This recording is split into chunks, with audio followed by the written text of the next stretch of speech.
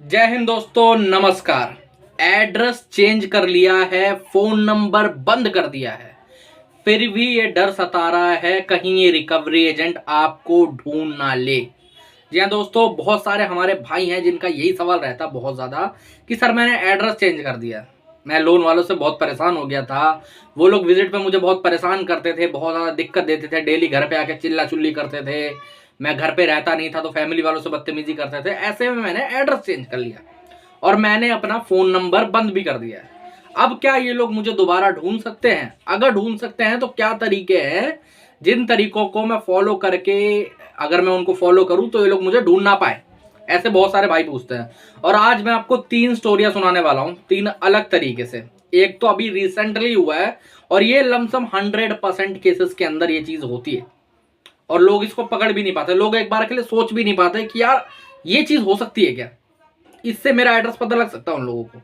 जी हाँ, जब मैंने अपने क्लाइंट को ये चीज समझाई कि हाँ आपका जो एड्रेस है वो इस चक्कर में पता चला, क्लाइंट बोल रहा है कि यार ऐसा कैसे हो सकता है, ऐसा कैसे उनको एड्रेस मिल सकता है। आज मैं आप सबको बताऊंगा। आज हमारा एक क्लाइंट का फोन भी आया था, मैं तुम्हें बता रहा हूँ एक्चुअली में कहानी क्या हुई। वीडियो बनाने का मतलब क्या है, सिंपली एक क्लाइंट है, उन्होंने एड्रेस चेंज कर रखा है रिकवरी वालों से परेशान होकर दिक्कत में। लेकिन तब भी 1 डेढ़ महीने के बाद ही रिकवरी वालों ने उनका नया एड्रेस ढूंढ लिया। हाँ, बाकी लोगों ने नहीं, लेकिन एक रिकवरी वाले ने उनका एड्रेस ढूंढ लिया। टीम वहां पर पहुंच गई। जब वहां पर पहुंची तो देखा गया कि भाई साहब ये क्या दिक्कत हुई। अब जो क्लाइंट था वो समझ ही नहीं पाया कि यार मैंने फोन में से ऐप हटा दिए, मैंने बाकी सारी चीजें हटा दी, मैंने कहीं पर किसी को एड्रेस बताया नहीं, फिर इन्हें एड्रेस कैसे पता चल गया। जब फिर उन्होंने मुझे अपना किस्सा सुनाया कि भाई साहब ये मेरे साथ हुआ, कैसे इन्हें पता चला, तब मैंने उन्हें बताया कि आपके साथ ये घटना हुई है और आपके साथ भी शेयर करूंगा। अगर आप ऐसा कदम उठाने की सोच रहे हो, एड्रेस चेंज करने की सोच रहे हो या फिर एड्रेस चेंज कर चुके हो, तो इस चीज पे जरूर, बहुत ज्यादा जरूर ध्यान देना, मैं गारंटी बता रहा हूँ। तो वैसे तो आप सभी लोग जानते होंगे कि एड्रेस चेंज करने के बाद रिकवरी वालों के पास ज्यादा कुछ खास ऑप्शन रहते नहीं है आपका एड्रेस ढूंढने में या फिर आपका फोन नंबर बंद होने के बाद। लेकिन इनमें बहुत सारे कुछ ऑप्शन है, 5-6 ऑप्शन उनके पास एक्चुअली में हैं, जिनको वो फॉलो करके आपको ढूंढ सकती हैं, आपके नंबर ट्रेस कर सकती है। ये सारी चीजें उनके पास एक्चुअली में है अवेलेबल।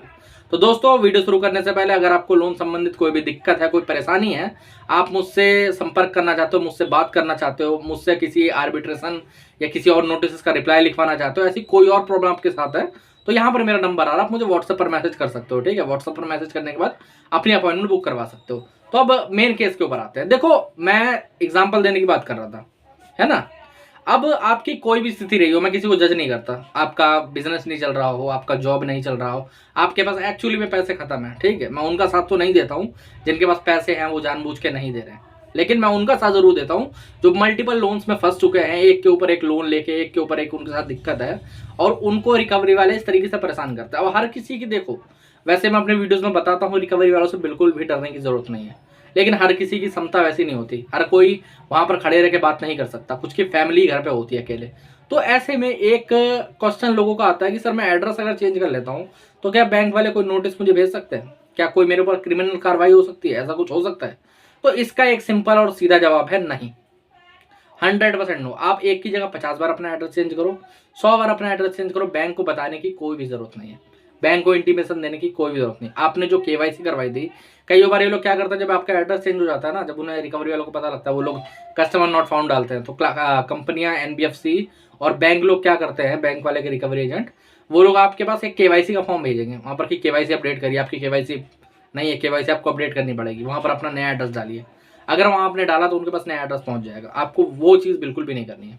लोन लेते टाइम पे आपकी जो केवाईसी हुई थी, ठीक है, नहीं, वरना कोई बात नहीं, आगे देने की जरूरत नहीं। ओके। अब ढूंढने के क्या क्या तरीके हैं, देखो मैं पहले ही बता देना चाहता हूँ, ये सबसे पहली बात, ये गलत चीजों में यूज मत करना। आप लोगों को पता होना चाहिए, जो कई भाई हमारे नंबर बंद करते हैं ना, कि भाई साहब मैंने तो नंबर बंद कर लिया, मैंने दूसरा नंबर ले लिया, लेकिन ये नंबर भी उनको मिल गया एक्चुअली में, या फिर मेरे भाई का नंबर है, मेरी बहन का नंबर है, मेरी वाइफ का नंबर है, उस पर भी बहुत ज़्यादा कॉल जा रही है। ऐसा क्यों हो रहा है? उनका नंबर तो मैंने कहीं पर दिया नहीं।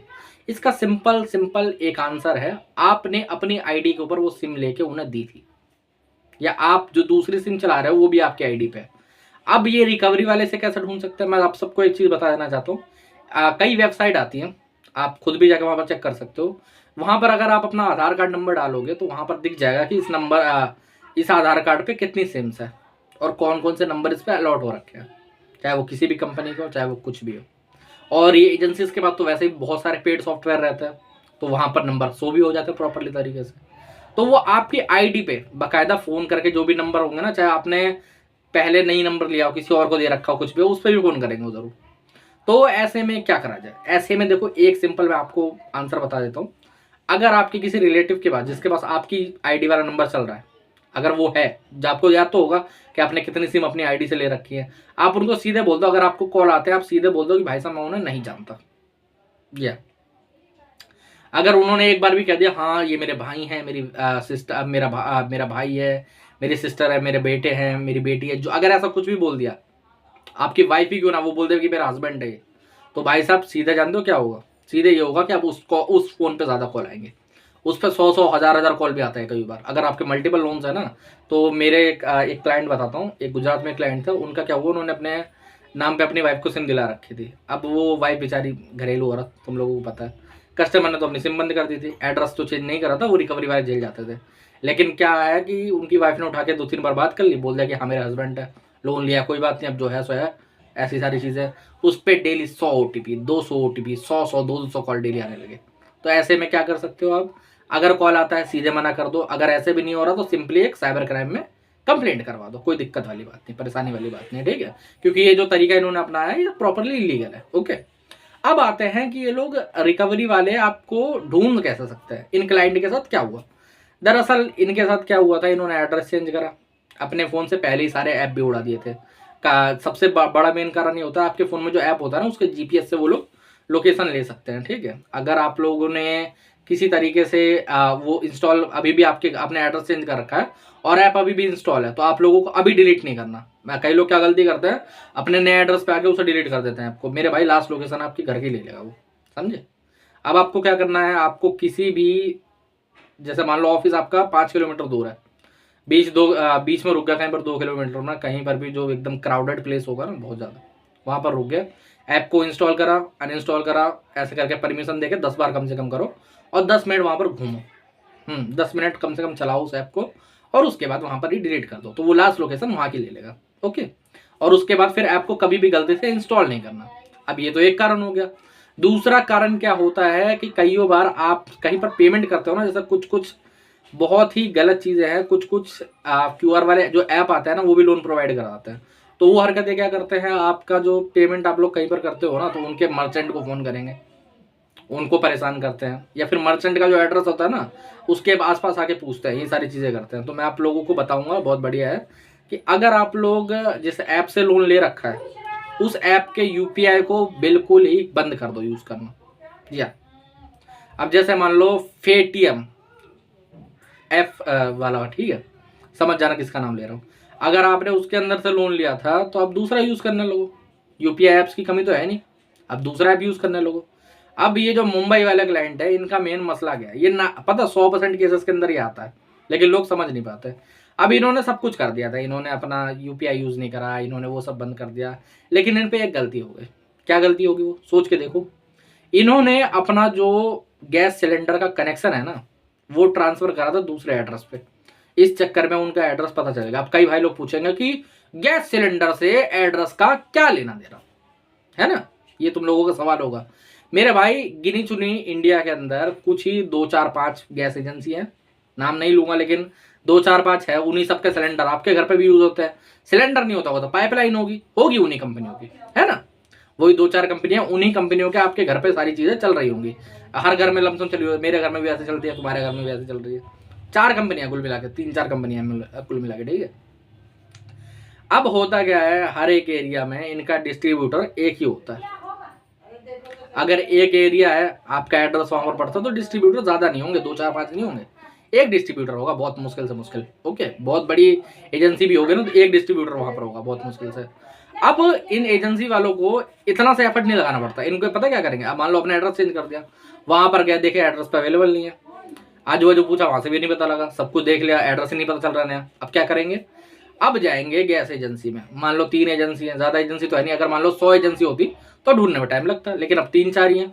उन 3-4 एजेंसी पे गए, वहां जाके देखा कि भाई साहब इस नाम से कनेक्शन है, वो कहेंगे हाँ, तो कहना भाई साहब ट्रांसफर कहाँ पर हुई ये बताइए, और आप लोग बोलोगे ना कि वहां पर हमारी पर्सनल इन्फॉर्मेशन वो लोग कैसे दे सकते हैं? मेरे भाई 500 की हरी पत्ती देंगे ना तो सब है, उनका सब बैठा हुआ है वहां पर।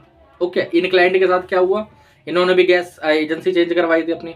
ओके, गैस एजेंसी चेंज करवाई, वहां पर एड्रेस पता चल गया। हाँ, टाइम लगा होगा थोड़ा निकालने में, बाकी नया एड्रेस निकल गया, वहां से आगे खड़े हो गए, वो तो क्लाइंट ने संभाल लिया उस तरीके से। अब आप लोगों को ये गैस एजेंसी वाले उस चीज कैसे बचना है मैं आप सबको बताता हूँ, ठीक है। देखो, इसके दो ही तरीके हैं, सिंपल और टिकाऊ तरीका बता रहा हूँ। एड्रेस चेंज करने की सोच रहे हो तो सिंपल अपना गैस जो है कनेक्शन है उसे सरेंडर कर दो वहीं पर। ओके, उसे वहीं पर सरेंडर कर दो, दूसरी एजेंसी में जब वहां पर ट्रांसफर कर लेना तो वहां जाके एक नया कनेक्शन करवा लेना, अपने नाम से नहीं। अपने नाम से क्यों नहीं करवाना? क्योंकि डिस्ट्रीब्यूटर क्या है, वो चेक कर सकता है कि दूसरे एजेंसी पे या फिर कहीं पर भी वहां पर भी इस नाम से कोई कनेक्शन है कि नहीं है। आपको क्या करना है, ज़्यादा से ज़्यादा अपनी वाइफ के नाम पे, अपने फादर के नाम पे, अपनी मदर के नाम पे, या अपने बेटे बेटी अगर सेम एज के हैं 18 साल से बड़े तो उनके नाम पे आप करवा लीजिए। सीधी सी बात है, अपने नाम पे मत रखो।